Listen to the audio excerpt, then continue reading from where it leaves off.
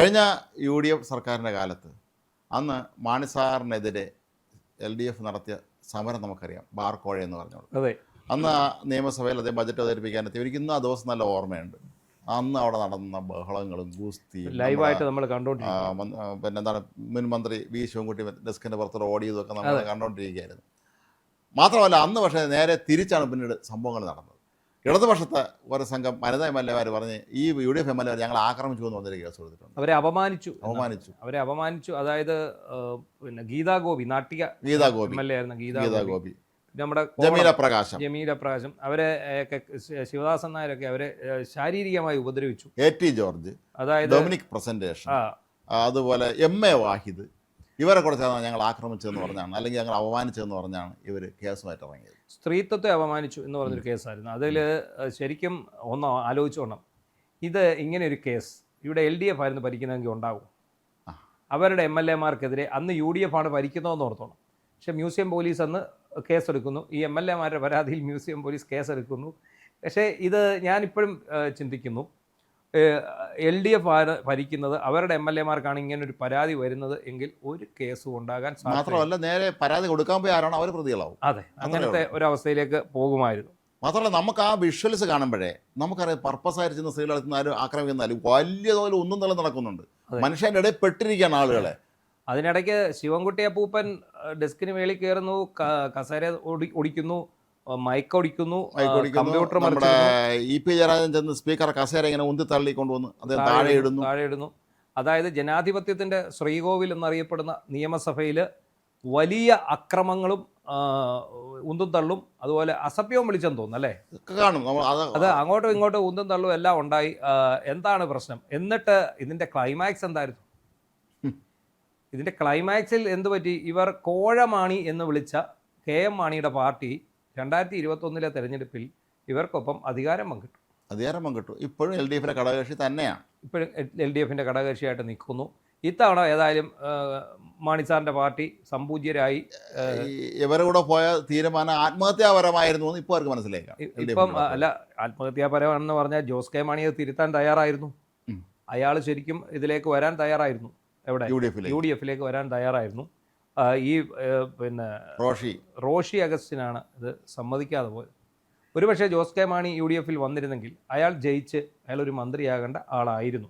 അയാൾക്കൊരു മന്ത്രിസ്ഥാനം കിട്ടുമായിരുന്നു. അതൊക്കെ ഇനി എല്ലാ സ്വപ്നങ്ങളും മാത്രമാണ്. കാരണം ഇനി കേരള കോൺഗ്രസ് മാണി ഗ്രൂപ്പിൻ്റെ ആവശ്യമില്ല എന്ന് കോൺഗ്രസ്സുകാർക്ക് മനസ്സിലായി. ഇനി ഘടകകക്ഷികൾ സമ്മതിക്കുകയില്ല ഇവരെ കൊണ്ടെടുക്കാൻ. അത് അല്ലെങ്കിൽ പോലും അവർക്ക് നല്ല ഭൂരിപക്ഷമുണ്ട്.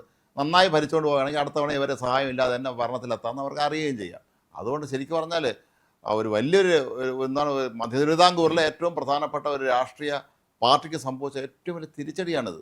അതെ, അന്നത്തെ നിയമസഭാ രംഗങ്ങൾ അത് ശിവദാസൻ നായരും കഴക്കൂട്ട MLA അല്ലായിരുന്നു വാഹിദ് MLA ആണ് AT ജോർജ്, അതുപോലെ ഡൊമിനിക് പ്രസന്റേഷൻ. ഇതിൽ എനിക്ക് തോന്നുന്നു ബാക്കി 3 പേരെയും നേരത്തെ വെറുതെ വിട്ടു. ഈ ശിവദാസൻ നായരെയും ഡൊമിനിക് പ്രസന്റേഷനെയും വാഹിദിനെയും. AT ജോർജിൻ്റെ മാത്രമായിരുന്നു കോടതിയിൽ നിലനിന്നിരുന്നത്. അതിപ്പോൾ ഹൈക്കോടതി അതും ഒഴിവാക്കി. അപ്പോൾ ശരിക്കും പറഞ്ഞാൽ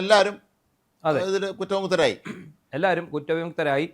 അതോ പക്ഷേ അപ്പോൾ വേറെ കാര്യമുണ്ട്, മറ്റേ കേസോടെ കിടക്കുന്നതേ ഉള്ളൂ. ഈ ശിവൻകുട്ടിയും അടിച്ചു തകർത്ത കേസ് പിൻവലിക്കാൻ വേണ്ടി ഇവർ ഭരണത്തിൽ കയറിയതിന് ശേഷം പലവിധ ന്യായങ്ങളും ഇറക്കി നോക്കി. അങ്ങനെ ഒരു സംഭവമേ അവിടെ നടന്നിട്ടില്ല. ഈ വിഷ്വൽ കാണിച്ച് ചോദിച്ചിട്ട് പോലും ഇങ്ങനൊരു സംഭവം ഇവിടെ ഇല്ലെന്നാണ് മാധ്യമങ്ങൾ അങ്ങനെ കാണിച്ചു എന്നാണ്. പക്ഷെ അന്ന് AI എന്നുള്ള വാക്കാരും പറഞ്ഞിട്ടില്ല. AI-യെക്കുറിച്ച് അതൊന്നും അവർക്ക് വലിയ ധാരണ ഇല്ലായിരുന്നു തോന്നുന്നു. അല്ലെ, ധാരണ ഇപ്പോഴും ഇല്ല. അതാണല്ലോ അപ്പം ഗോവിന്ദൻ ഇതെല്ലാം AI ആണെന്ന് പറഞ്ഞത്. ഞാൻ കഴിഞ്ഞ ദിവസം പറഞ്ഞ പോലെ എന്തെങ്കിലും കാണിക്കുക ക്ലോണിങ് എന്ന് പറയുന്ന ഒരു സിനിമയിലെ ഡയലോഗ് ഞാൻ കേട്ടായിരുന്നു. അതായത് ഒരുത്തൻ ആൾ മാറി വരുമ്പോൾ പറയുന്നത് ഇത് ക്ലോണിങ് ആണെന്ന് പറയും. മോർഫിംഗ് എന്നാണ് ഉദ്ദേശിക്കുന്നത്. അപ്പോൾ ഇതെന്താണ് ക്ലോണിങ്, എന്താണ് മോർഫിംഗ്, എന്താണ് AI എന്താണ് എന്നൊന്നും ഈ കൊച്ചട്ടന്മാർക്ക് അറിഞ്ഞുകൂടാ. അപ്പം എന്തായാലും ഈ കേസ് മൊത്തം UDF MLA-മാർ സ്ത്രീകളെ അപമാനിച്ചു എന്ന് പറഞ്ഞ് ഇവർ കൊടുത്ത ഒരു. മാത്രമല്ല അത് കഴിഞ്ഞിട്ട് നടന്ന നിയമസഭാ തെരഞ്ഞെടുപ്പിൽ ഇവർ വ്യാപകമായി ഇത് ഉപയോഗിച്ചിരുന്നു. ചില ചിത്രങ്ങളൊക്കെ തന്നെ ഇവർ നിയമസഭയിലെ സ്ത്രീകൾ അവമാനിച്ചവന്മാരാണെന്നൊക്കെ പറഞ്ഞ് ഇവരെല്ലാം മത്സരിച്ചിരുന്നവരാണല്ലോ. അതെ, എനിക്ക് തോന്നുന്നു അതിൽ പലരും പരാജയപ്പെട്ടെന്ന് തോന്നുന്നുണ്ട്. ശിവദാസൻ നായർ അടക്കം തോറ്റുപോയി. അവരെല്ലാം തോറ്റുപോയി. ഈ 2016 ഇവർക്കാർക്ക് നിയമസഭ കാണാൻ സാധിച്ചില്ല എന്നുള്ളതാണ് ഇതിനകത്തെ ഏറ്റവും വലിയ ഒരു ക്ലൈമാക്സ് എന്ന് പറയുന്നത്. എന്താണെങ്കിലും ഒരു കാര്യം ഉറപ്പാണ്, ഇവരെല്ലാം വെറുതെ വിട്ടു. ഇനി വരാൻ പോകുന്നത് ഈ അപ്പൂപ്പൻ്റെ സംഘത്തിൻ്റെ മന്ത്രി അപ്പൂപ്പൻ്റെ സംഘത്തിൻ്റെ കേസാണ്. പക്ഷേ അതത്ര എളുപ്പത്തിന് അങ്ങ് പോകാൻ പറ്റുന്നത്. കാര്യം പൊതുമുതൽ നശിപ്പിച്ചു എന്നുള്ളൊരു കേസ് തന്നെയാണ്. അതെ, ഇവർ എന്തർത്ഥത്തിലാണ് ഇത് മാധ്യമങ്ങൾ തെറ്റിദ്ധരിപ്പിച്ചു? നമ്മൾ കാണുകയല്ലേ ദൃശ്യങ്ങൾ. ഇവർ കസേര എടുത്ത് സ്പീക്കർ കസേര മറിച്ചിടുന്നതും മയക്ക് തല്ലി പൊട്ടിക്കുന്നതും ശിവൻകുട്ടി മേശപ്പുറത്തൂടെ അങ്ങോട്ട് ഇങ്ങോട്ട് ഡെസ്കൂടെ ഓടുന്നതും ഒക്കെ നമ്മൾ കണ്ട് അവസാനം അദ്ദേഹം മലനടിച്ച് വീഴുന്നു, അദ്ദേഹത്തെ എടുത്തുകൊണ്ട് ആശ്രയം കൊണ്ടുപോകുന്നു. ഇതൊക്കെ നമ്മൾ കണ്ടുകൊണ്ടിരുന്നതല്ലേ. അപ്പോൾ എന്താണെങ്കിലും ഈ വിധി വന്നതോടെ UDF പക്ഷത്തിന് കൂടുതൽ ആർജവമായി അവർ ഒരു ഭാഗം രക്ഷപ്പെട്ടു പോയി. ഇനി വരാൻ പോകുന്നത് LDFിൻ്റെ എതിരെയുള്ള കോടതി വിധിയാണ്. അത് ഉറപ്പായിട്ടും പൊതുമുതൽ നശീകരണം. അതിന് ലൈവാണ്. ലൈവ് എന്ന് പറഞ്ഞാൽ ഏറ്റവും പ്രധാനപ്പെട്ട പ്രശ്നം എന്താ, നിയമസഭ TV-ക്കുള്ളിലൂടെയാണ് ഇത് പുറം ലോകമാണ്, അല്ലാതെ പ്രൈവറ്റ് ചാനലുകളോ ആരുമല്ല. എന്നിട്ട് ഈ വിഷ്വലും ഇവിടെ നടന്നതും കണ്ണും അടച്ച് നിഷേധിക്കുന്ന ഈ കൊച്ചാട്ടന്മാരെ നമ്മൾ വണങ്ങുന്നു എന്ന് തന്നെ പറയാം. അല്ല, അത് നമ്മൾ സമ്മതിച്ചു കൊടുത്തേ പറ്റുള്ളവർ. ഈ പറഞ്ഞതുപോലെ ആടിനെ പട്ടിയാക്കുക എന്നുള്ള കലയിൽ അവർ അദ്വൈതന്മാരാണ്. അത് വേറെ ആർക്കും കേരളത്തിൽ അവരെ പോലെ ശരിയാവുകയില്ല. അവർ ന്യായീകരിച്ച് അതിനെ അങ്ങനെ അല്ല എന്ന് വരുത്തി തീർക്കാൻ അവർ വിദഗ്ധന്മാരാണ്. ഈ മന്ത്രി അപ്പൂപ്പൻ്റെ ഈ പ്രകടനത്തെക്കുറിച്ച് PC ജോർജ് ഒരു ചാനൽ ചർച്ചയിൽ പറഞ്ഞത് ഇപ്പോഴും വൈറലാണ്. ഇന്ന് PC ജോർജ് നിയമസഭയിലുണ്ട്. അതെ അതെ. അപ്പോൾ PC ജോർജ് ഒരു ചാനൽ ചർച്ചയിൽ പറയുന്നത് ഇയാളുടെ നിക്കറിനകത്തൂടെ ഇങ്ങനെ പോകുന്നു എന്നൊക്കെ പുള്ളി ഭയങ്കരമായിട്ട് അത് പറഞ്ഞ് അത് വലിയ വൈറലായി മാറുകയും ചെയ്തിട്ടുണ്ട്. എന്താണെങ്കിലും ശിവൻകുട്ടിയുടെ രാഷ്ട്രീയ ജീവിതത്തിൽ അത് പിന്നീട് വലിയ മാനക്കേടുണ്ടാക്കി. ശിവൻകുട്ടി എന്ത് പറയുമ്പോഴും ഈ വിഷ്വൽ കാണിച്ച് ശിവൻകുട്ടിയെ കളിയാക്കുന്ന ഒരു രീതി ഉണ്ടായിരുന്നു. അല്ല, ശിവൻകുട്ടി ഇപ്പം പുള്ളിയാണ് ഏറ്റവും വലിയ ട്രോളൻ. അതെ, ഏതാ ഈ LDFിൽ ഏറ്റവും വലിയ പുള്ളിയാണ്. അദ്ദേഹത്തിന്റെ സോഷ്യൽ മീഡിയ പേജ് കൈകാര്യം ചെയ്യുന്ന ആരോ ഫലിതം അറിയാവുന്ന ട്രോളന്മാരാണ്. അവന്മാർ കയറി ട്രോളിടും. മണിയാശാനും ട്രോളുന്നുണ്ട്. ഇതൊക്കെ ഏതാണ്ട് ഒരാൾക്കാരാണെന്ന് തോന്നുന്നു ചെയ്യുന്നത്. എന്നാലും ഈ ട്രോള് വരുമ്പോൾ ഇതിന് അടി മുഴുവൻ വരുന്ന കമൻറ്റ് ഇതൊക്കെ തന്നെയാണ്. നിങ്ങൾ നിയമസഭ തല്ലി തകർത്തതും അങ്ങനെയുള്ള കാര്യങ്ങളാണ് കമൻ്റായിട്ട് വരുന്നത്. ഇവരിനി എന്തൊക്കെ പറഞ്ഞെന്ന് പറഞ്ഞാലും ആ ദൃശ്യങ്ങൾ മലയാളികളുടെ മനസ്സിൽ നിന്ന് മാറുകയില്ല. ആ ദൃശ്യങ്ങൾ ഒരിക്കലും ഡിലീറ്റ് കേരള രാഷ്ട്രീയത്തിൽ ഒരിക്കലും മറക്കാനാവാത്ത ഒരു വളരെ നാണം കെട്ട ഒരു സംഭവമാണത്. ഇതിനു മുമ്പ് അങ്ങനെ ഏതാണ്ട് സമാനമായൊരു സംഭവം ഉണ്ടായത് 1982 കെ കരുണാകരൻ മുഖ്യമന്ത്രിയായ സമയത്താണ്. അന്ന് കേരള നിയമസഭയിൽ കോലിക്കോട് കൃഷ്ണൻ നായർ MP രാഘവനെയൊക്കെ സസ്പെൻഡ് ചെയ്തിരുന്നു, സ്പീക്കർ വക്കം ബഷീർ.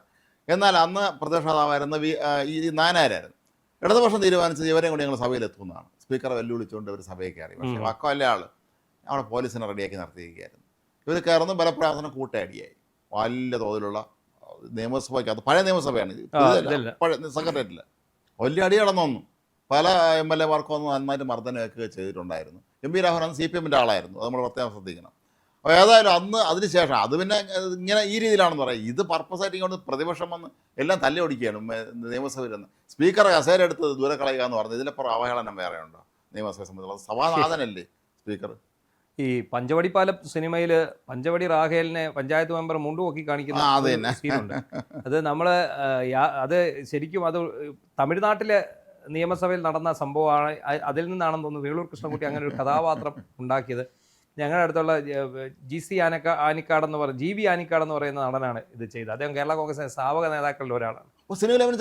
അദ്ദേഹമാണ്. അപ്പം GV ആനിക്കാട് അദ്ദേഹത്തിന്റെ ഞാൻ ഇന്റർവ്യൂ ഒക്കെ എടുത്തിട്ടുണ്ട്. അത് മരിക്കുന്നതിന് മുമ്പ് അദ്ദേഹത്തെ പോയി കണ്ട് ഞാൻ സൺഡേയിൽ ഒക്കെ ഇന്റർവ്യൂ ചെയ്തിട്ടുണ്ട്. അദ്ദേഹമാണ് ഈ ഒറ്റ സീൻ കൊണ്ട് ഹിറ്റായി മാറിയ ആളാണ്. ഈ പഞ്ചവടി റാഹേലിനെ ഇത് റാഹേലെ നീ എന്നെ മുണ്ടുപൊക്കി കാണിക്കാൻ പറയുന്ന സമയത്ത് ഈ ആൾ ഇന്നാ പിടിച്ചോന്ന് പറഞ്ഞിട്ട് കാണിക്കുന്നത്. അപ്പം അദ്ദേഹത്തിന്റെ നാടക നടനായിരുന്നു, കഥാപ്രസംഗക്കാരനായിരുന്നു, കഥികനായിരുന്നു. R ബാലകൃഷ്ണപിള്ളയും മറ്റേ ജോർജ് ഇല്ലേ, എന്താ ഈ സ്ഥാപനം ഈ കേരള കോൺഗ്രസ് KM ജോർജ്, R ബാലകൃഷ്ണപിള്ള, ഇവർക്കൊപ്പം ഇത് പ്രവർത്തകനല്ല, അദ്ദേഹം സ്ഥാപക നേതാക്കളിൽ ഒരാളാണ്. അദ്ദേഹം ഇതിനകത്തുണ്ട്. അന്ന് സ്ഥാപിച്ച ഒരാളാണ്. കേരള കോൺഗ്രസ് സ്ഥാപിച്ച കഥ മൊത്തം അദ്ദേഹം എൻ്റെ അടുത്ത് പറഞ്ഞിട്ട് ഞങ്ങൾ വളരെ വിശദമായിട്ട് ഞാനത് സ്റ്റോറിയാക്കി കൊടുത്തിരുന്നു. പക്ഷേ ഈ മനുഷ്യൻ ആരാണെന്നുള്ളത്, അതെ, ജോർജ് വർഗീസ് ആനിക്കാട് എന്ന് പറഞ്ഞ ഒരു ആളായിരുന്നു. അദ്ദേഹം ഇപ്പോഴും അദ്ദേഹത്തെ ശ്രദ്ധിക്കപ്പെടുന്നുണ്ട് ഈ വേഷത്തിന്. അതുപോലെ ഈ വേറെ പഞ്ചവടി പാലത്തിലും ലേഖനം പറഞ്ഞ ഫ്ലാഷ് ബാക്കിലും കാണുന്ന നാടകമുണ്ട്. അദ്ദേഹത്തിനെ കുറിച്ചും അദ്ദേഹം ആരെന്ന് വെച്ചാൽ ഒരു എക്സിക്യൂട്ടീവ് എഞ്ചിനീയർ കൊണ്ടുവന്ന് പാലം പ്രശ്നമാണെന്ന് മദ്യപിച്ച് കൊണ്ടുവരുമല്ലോ. ഇതേ നടൻ തന്നെയാണെന്ന് തോന്നുന്നു ലേഖനം പറഞ്ഞ ഫ്ലാഷ് ബാക്കിൽ ലേഖയുടെ അച്ഛനായിട്ട് അഭിനയിക്കുന്നത് ആയിരിക്കണം. അദ്ദേഹം അവിടെ നിങ്ങൾ ആ ഏരിയയിൽ എവിടെയുള്ള ഒരു നാടകം ആയിരിക്കണം. അത് ഈ KG ജോർജിനെ സംബന്ധിച്ചിടത്തോളം അദ്ദേഹത്തിന്റെ കഥാപാത്രങ്ങളെ അവതരിപ്പിക്കുന്നത് എന്ത് പെർഫെക്റ്റ് ആണ്. ഈ മറ്റൊരാൾ സിനിമയിൽ കണ്ടിട്ടില്ല. അപ്പം നമ്മൾ സിനിമയിൽ നിന്ന് വിടാം. നമ്മളിപ്പോൾ ഈ പറഞ്ഞു വന്നത് ഇത്രയേ ഉള്ളൂ. അങ്ങനെ മുണ്ടുപൊക്കി കാണിക്കുന്ന, നിയമസഭയിൽ മുണ്ടുപൊക്കി കാണിക്കുന്ന ഒരു ചരിത്രം നമ്മൾ മറ്റ് സംസ്ഥാനങ്ങളിൽ മാത്രമാണ് കേട്ടുകൊണ്ടിരുന്നത്. തമിഴ്നാട് നിയമസഭയിൽ ജയലളിതയുടെ സാരി വലിച്ച് സംഭവം ഉണ്ടായിട്ടുണ്ട്. പക്ഷെ അതുപോലൊന്നും നമ്മുടെ കേരള നിയമസഭയെ കണ്ടപ്പോഴാണ് നമ്മൾ ലജ്ജ കൊണ്ട് തല കുനിച്ചു പോയത്. അപ്പോൾ അതിനെ കൗണ്ടർ കേസായിട്ട് കൊണ്ടുവന്നത് ഈ ശിവദാസൻ നായരെയൊക്കെ കൗണ്ടർ കേസ് തന്നെയാണ് ശരിക്കും പറഞ്ഞത്. അത് ചീറ്റിപ്പോയി. എന്തായാലും മറ്റു കേസ് നിലനിൽക്കുന്നുണ്ട്. നമ്മുടെ മന്ത്രി അപ്പൂപ്പനൊക്കെ പണി മേടിക്കട്ടെ അല്ലേ? അത്രേ ഉള്ളൂ.